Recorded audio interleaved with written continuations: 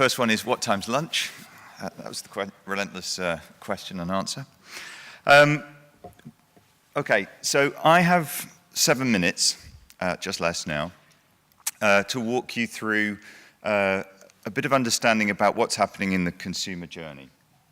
And this is very much a top-line view, and it's looking across different aspects of the ecosystem.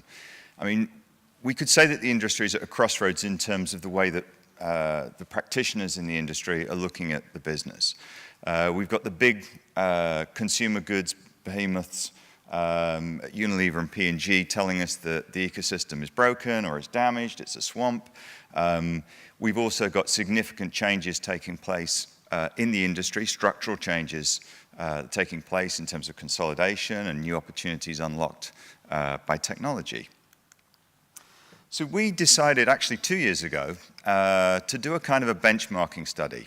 It's very much a skate across the top of what's happening around the world. We choose 5 markets to be broadly representative of the world. They represent about $350 billion of advertising revenue.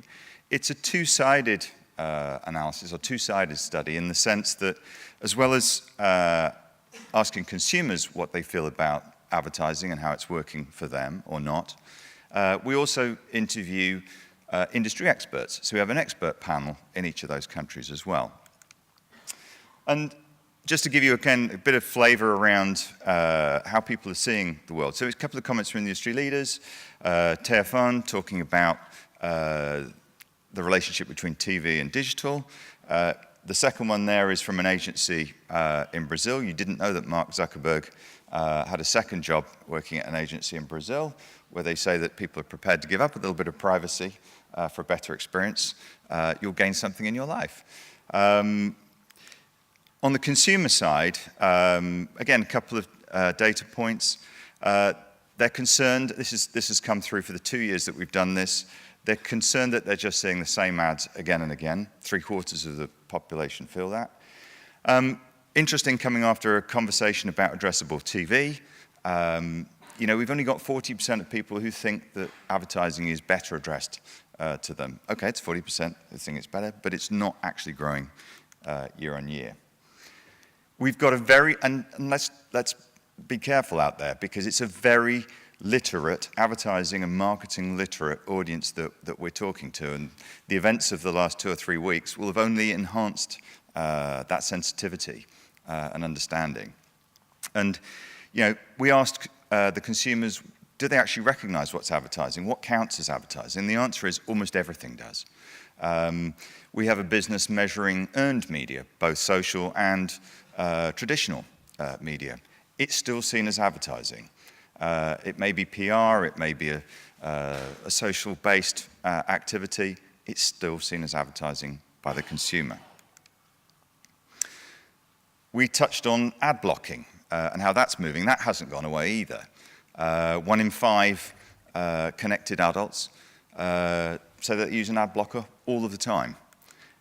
But it's a young person's thing, isn't it? No, it's not. It's everybody. So the older folks in the population are just as likely as the younger population to be blocking ads. And why? Well, they say that the ads don't have relevance to me. They say that the creative's poor. They say that it doesn't make sense in the chronology of what I'm doing. And the context is inappropriate for what I'm actually doing right now from a media consumption point of view. So again, challenging for the advertiser and the agency to work through that. It's not impossible, and I've picked an example here of a campaign that's run in France. It actually won the Gold Award for the Effies, the Effectiveness Awards in France last year, and it was for Baby Bell. And what they did was they produced a 20-second TV commercial talking about the importance of milk cheese in their Super Cheese campaign. They then built a series of 6 videos that linked to that TV ad, and a series of promotions around that, with the ultimate that they lifted the purchase of Baby Bell. So Baby Bell sales went up in France by 27%. So an example of how consumers are receiving something that's connected across the different channels and the ultimate impact it has on the most important metric of all, which is sales. So what does this mean for the consumer? Or what does it mean for us? First of all, the consumer journey is complex. Consumers recognize that everything can be advertising. They are very literate around advertising. So how do we navigate through that and recognize that? The momentum is towards more integration. All of the expert panels that we ran in all of those countries were all looking for more ways to integrate solutions across TV, across digital, within that in terms of social, more personalization, many of the subjects that we've heard about during this event. So it's definitely towards integration. And from a measurement point of view, after all, we're a measurement company, what does it mean for a company like Kantar Media? It means that we need more metrics that are comparable across different channels, across different platforms. They need to be neutral. Many of the things that were discussed and touched upon in George Ivy's session yesterday in terms of having comparable metrics, it's going to take time to get there. It's going to require compromise. There are many sort of basic rules of media research, and one of the basic rules of industry media research is compromise. It's the only way you will get to a common currency and a common answer. So we need to move in that direction. And I'm not selling this to you because it's free.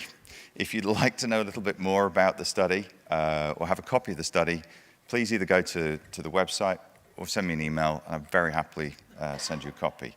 Thank you very much for listening, and I'll give you back 19 seconds. Thank you.